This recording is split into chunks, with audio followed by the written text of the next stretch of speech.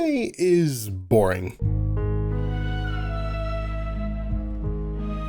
Well, it was boring. In recent years, I feel anime has been crawling its way out of a hole it dug itself into year after year, and it took me a while to understand what it was that made that hole. Wondering what it was, I started searching what it could be, and what I came across might just be the answer. Unique identity. What makes something special? What gives it that pop? What catches your eyes first? And it starts as soon as you see the thumbnail or a synopsis of a new anime or manga. Let's go back, all the way back to some classic. You have things like Samurai Champloo, Soul Eater, Yu Yu Hakusho, Bleach, Food War, Air Gear, hell, something even like Desert Rose. What do you notice about these anime? The story, the animation, the soundtrack? Before I let you know, let's look at some that have come out in recent years. You have ones like Darwin's Game, In Spectrum, Set in Academy, 7 Days War, Glepnir, Sing Yesterday for Me, Mometer Multi-Hit Attack, Tower of God, The Misfits of Demon King Academy, The God of High School, The Irregular Magical High School, Noblesse, Komodo Shen.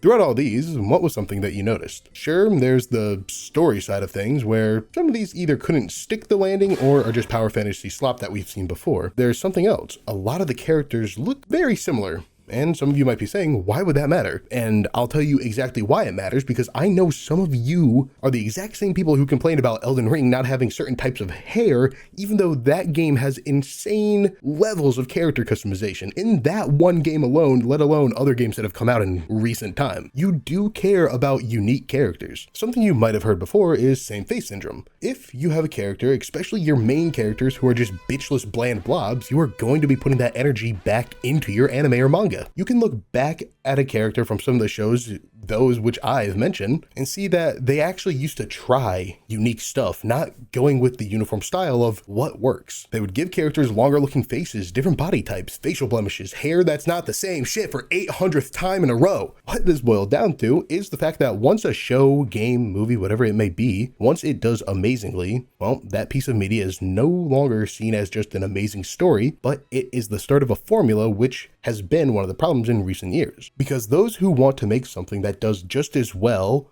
are quick to use that formula, trying to capture the same energy that the original gave to us. I mean, just look at the isekai boom that happened a few years ago. You had a few pop off, and then we had to endure years of a living nightmare. Granddad, I don't want to watch isekai no more. Well, that's too damn bad, boy! To most, this stuff doesn't really matter, and there will be those who say it's just nitpicking, but it does affect how you think and feel about a show overall. Take something like Jujutsu Kaisen, for example. Would you even be half as interested in seeing what Yuji or Gojo would do if they looked like this and the story was another shonen about an MC being born with OP powers right off the bat? Probably not, because there are a good amount of those out there who wouldn't even give a show a shot nowadays if things seem too similar. It's the first impression that matters a whole lot nowadays in the current anime sphere. This is something that affects you deep down even if you never thought about it, which is one of the reasons I love works from creators like Fujimoto, who is so out of pocket with their stories. It's that level of unpredictability that makes their work stand out so well, along with how they write their characters. Or something like Climber from Shinichi. Something so unique that Shinichi did is the characters' motives and goals, their drives, but having it on the very grounded idea of mountain climbing. It's something that only someone who is not afraid of going outside of what is uniform can do. Within the past 2 years, I would say this trend of similar stories and same face syndrome has definitely been fading away into the background, thankfully. We have been granted in recent years some life-changing stories that make you look deeper into yourself while being paired with nut-worthy animation and music. If you're planning on making a story, try and keep your style in it. Don't let what would be popular outweigh being unique, and just stick to what you feel is the story you want to tell. Don't be afraid to be bizarre, because those are the stories that outlast all of those which are just a little too similar. Or if you go a little bit too far,